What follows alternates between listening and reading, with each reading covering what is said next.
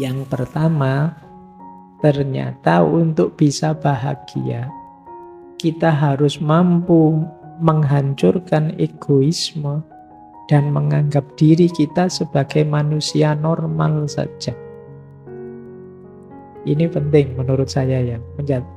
Menghancurkan egoisme itu yang tadi, rasa benar, rasa penting, rasa tinggi, rasa hebat.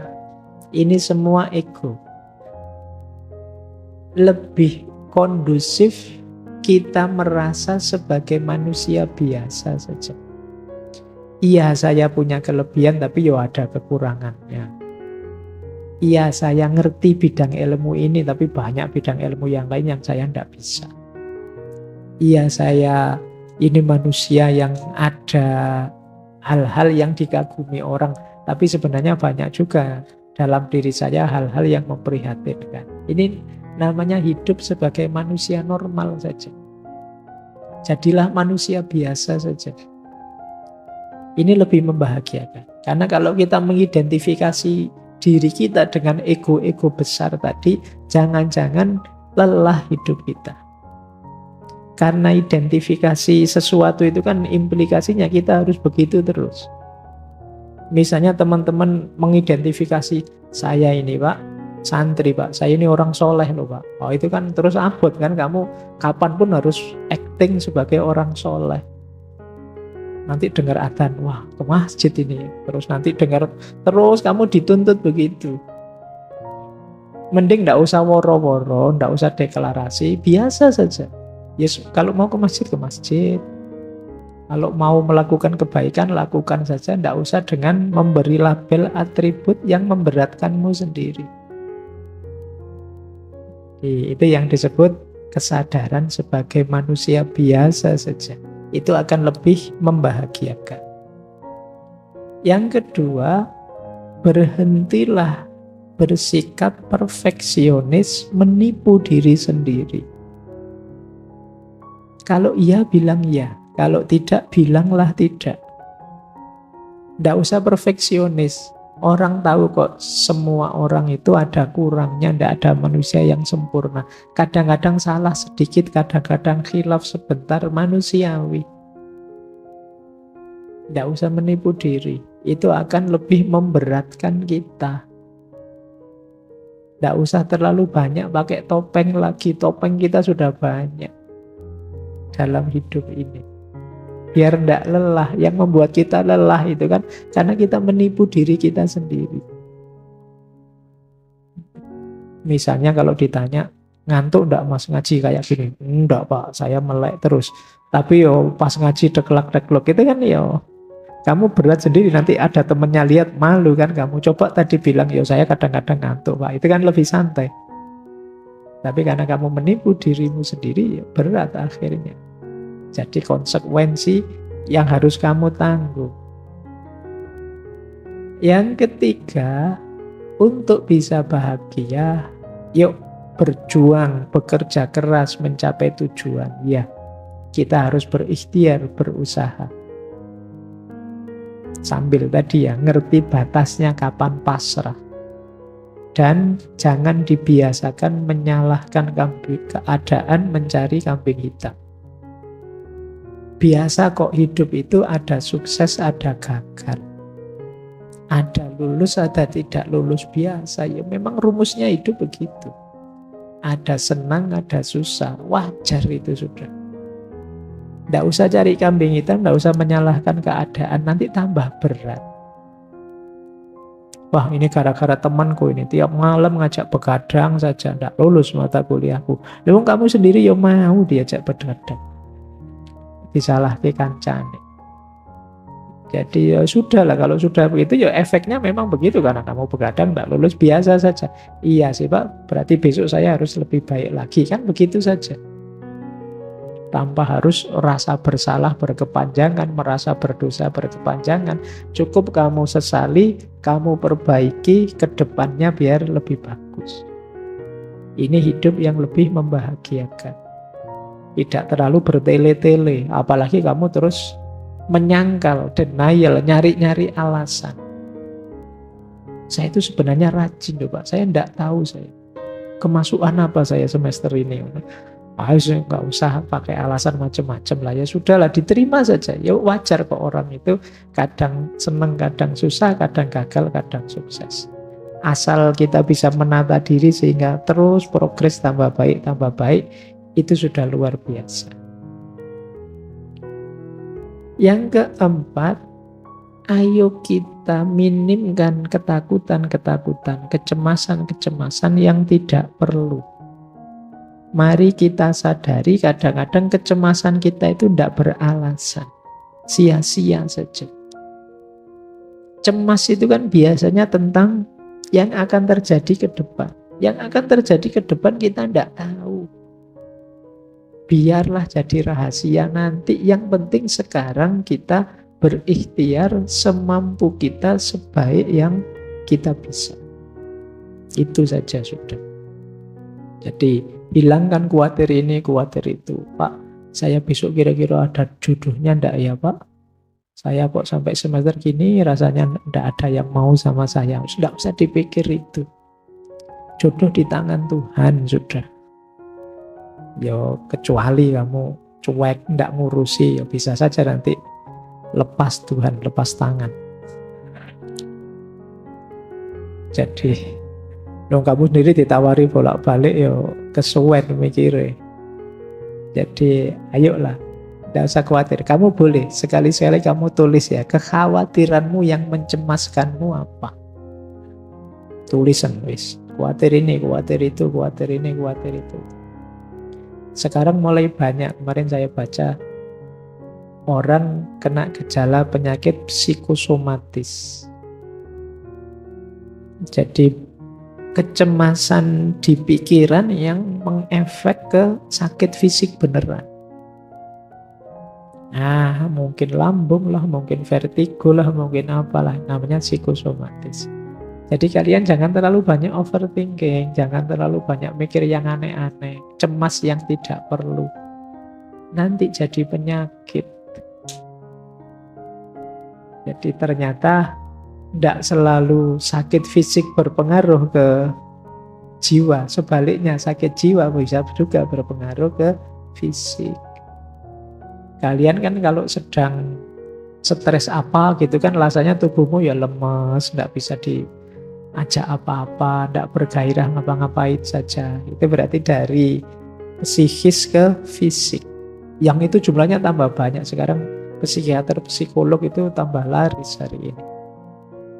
Banyak yang stres, banyak yang depresi, tingkat sakit jiwa meningkat, tingkat depresi bahkan tingkat bunuh diri juga tiap tahun meningkat terus.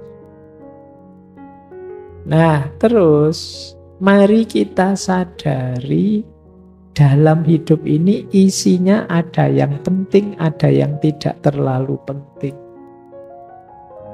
Tidak semuanya harus diutamakan. Kita nikmati saja. Kadang-kadang ada hal sepele, hal tidak penting, ya tidak apa-apa, kita nikmati saja. Itu namanya kita sadari masalah hidup ini ya, tapi juga yang tidak terlalu penting jangan terlalu dipentingkan. Biar tidak terlalu sibuk kita. Biasanya kalau masih muda itu ingin semua masalah dipanggul sendiri. Tidak hanya masalah pribadi, mungkin masalah kampusnya, masalah negaranya, masalah dunia. Wah, pengen diselesaikan sendiri. Iya, kamu boleh komen kecil-kecil, boleh usul sedikit-sedikit, tapi tidak semuanya harus kamu perjuangkan sendiri. Kamu harus punya prioritas-prioritas, biar hidupmu lebih bahagia. Kenapa Mas kok belakangan gelisah? Saya mikir peradaban manusia hari ini itu loh Pak. Ya kalau sudah ngobrol itu diajak ke angkringan, saya ngangkring yuk Mas tak traktir wis. Daripada kabotan mikir dunia ya. Mikir kuliah saja pontang-panting kamu. Ya nikmati hidupmu. Kamu boleh usul, boleh punya gagasan ini itu. Tapi tidak harus semua masalah kamu panggul sendiri. Nah yang terakhir, cara menaklukkan kebahagiaan adalah jangan biarkan dalam situasi apapun pikiranmu macet. rasionalitasmu tidak jalan. Harus terus hidup akalmu. Jadi ini kuncinya manusia dan kemanusiaan itu kan akalnya yang hidup. Jangan dibiarkan kalian menjalani hidup autopilot. Nah, autopilot itu, loh tiba-tiba sudah seminggu ya. Kok cepet ya sudah 1 bulan ya. Itu kemungkinan hidupmu autopilot. Jalan seperti biasanya. Yuk mulai agak diseriusi. Putusan demi putusan, langkah demi langkah.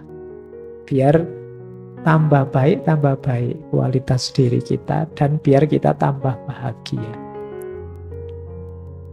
Nah, ini kesimpulan-kesimpulan dari cara menaklukkan kebahagiaan dari bukunya Russell tadi. Normalnya yang dijelaskan tadi. Terakhir saya ingin masuk ke beberapa quotes dari buku itu yang menunjukkan ada sisi yang berbeda dalam gagasan tentang kebahagiaan ini, yang saya sebut anomali-anomali.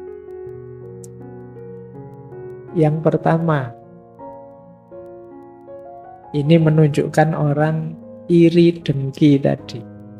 Ternyata menurut Russell, jika di dunia saat ini ada banyak orang yang lebih menginginkan kebahagiaan diri mereka sendiri daripada menginginkan ketidakbahagiaan orang lain, kita mungkin akan mendapatkan surga dalam beberapa tahun ke depan.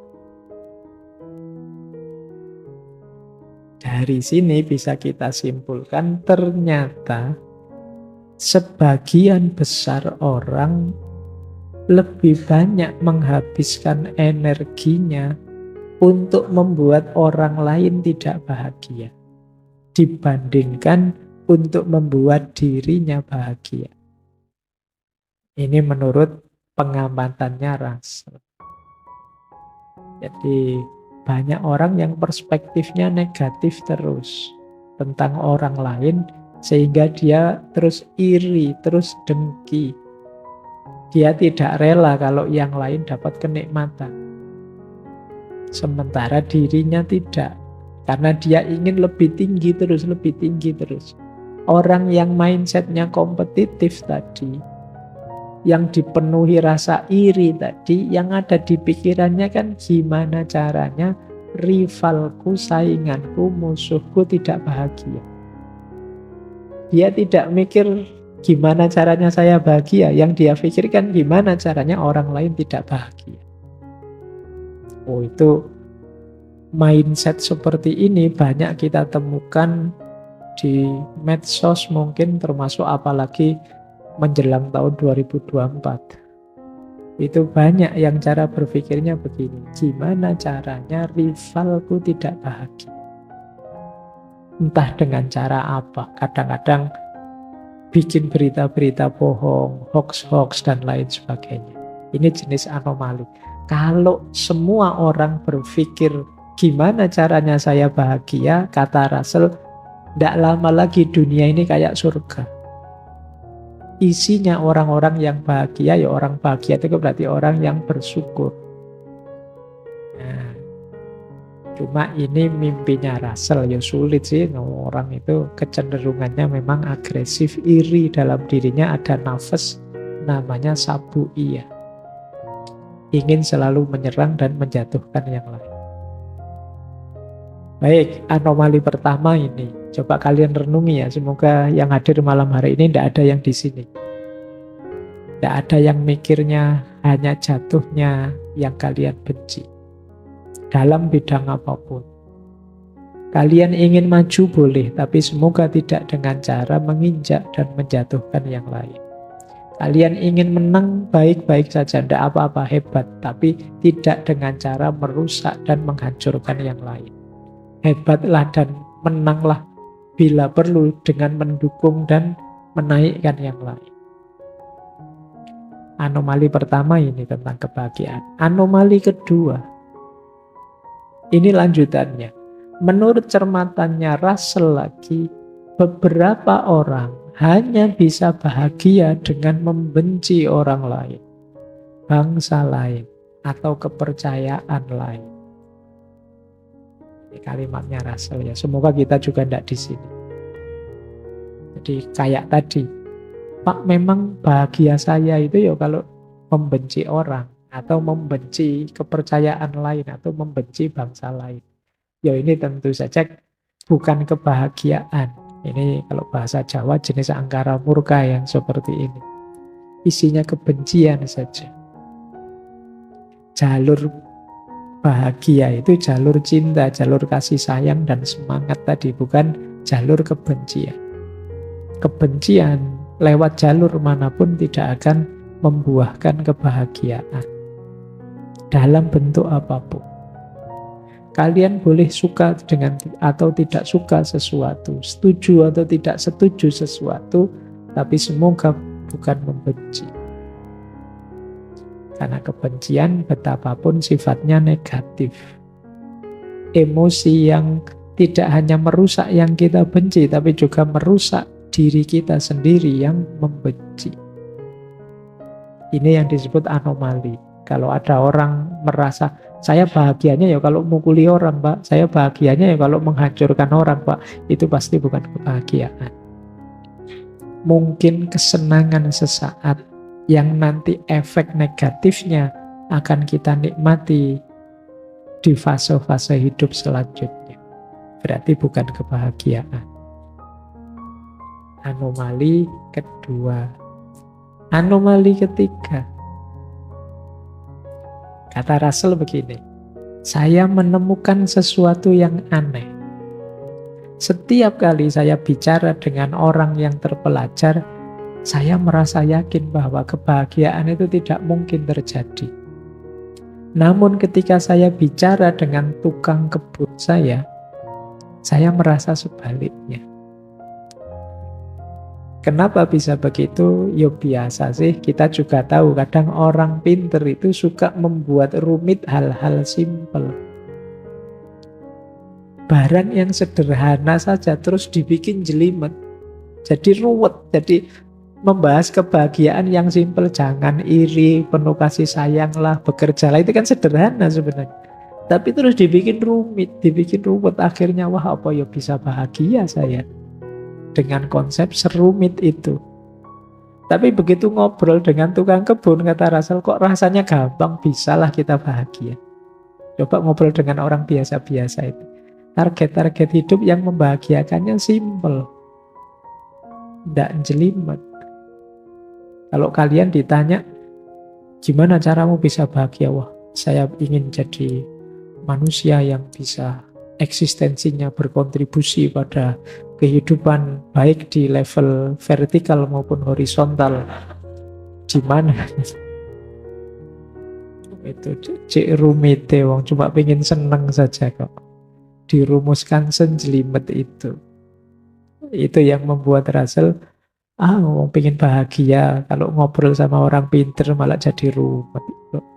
Sudahlah sama tukang kebun saja simpel, sama teman-teman nongkrong pinggir jalan itu lebih simpel, gampang, tidak terlalu dirumit-rumitkan teori. Makanya dia nulis buku ini buku tidak untuk kalangan terpelajar. Mungkin khawatirnya kalau ketemu orang terpelajar terus didebat, tidak jadi bahagia, jatuhnya debat akhirnya. Oh masa iya begitu, nggak cocok dengan teorinya filosofi ini, filosofi itu, ruwet wes, tidak jadi bahagia akhirnya. Jadi bubar sudah. Kan kadang-kadang gitu. Kadang yang pinter itu malah menyusahkan kita. Rapat enak-enak, yang rapat lugu-lugu gitu cepet diputuskan gini ya gitu selesai gitu. Iya. Tapi begitu yang rapat pinter-pinter, wah ndak selesai-selesai wis.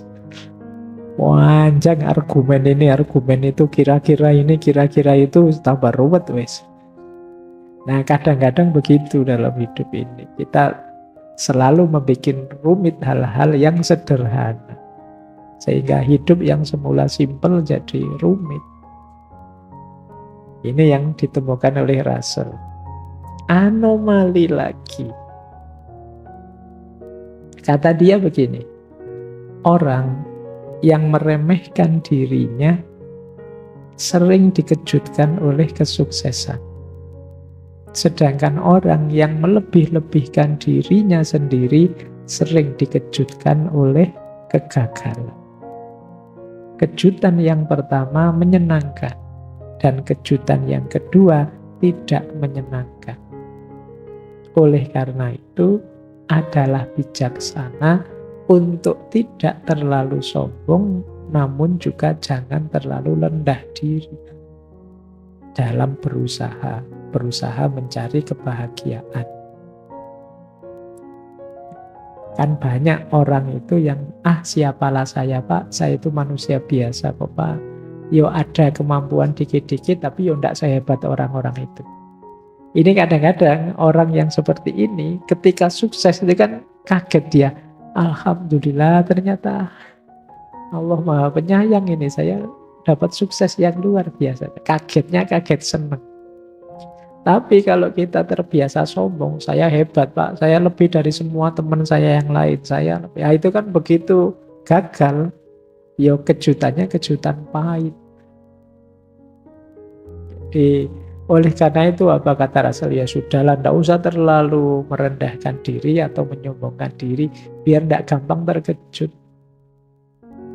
Biasa saja, nikmati saja apapun yang kita alami. Jangan melebih-lebihkan, juga jangan mengurang-urangkan. Yo paling tidak yang paling negatif ya melebih-lebihkan, karena kekagetannya kekagetan yang negatif. Kekagetan ketika menemukan kegagalan.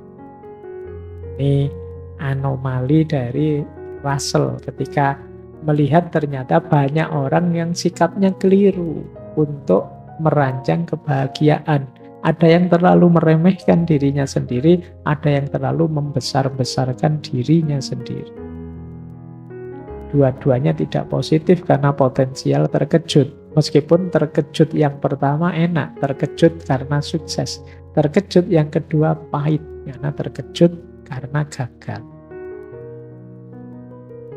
Baik, saya kira itu ya teman-teman. Itu materi dari Russell tentang cara menaklukkan kebahagiaan. Persis seperti yang dikatakan Russell, ini tidak rumit. Tidak perlu mengerinyitkan dahi membahas rumit-rumit. Di masyarakat biasanya yang berjalan untuk meraih kebahagiaan ya rumus-rumus tadi. Tinggal bagaimana pentingnya kita menghidupkannya dalam keseharian kita.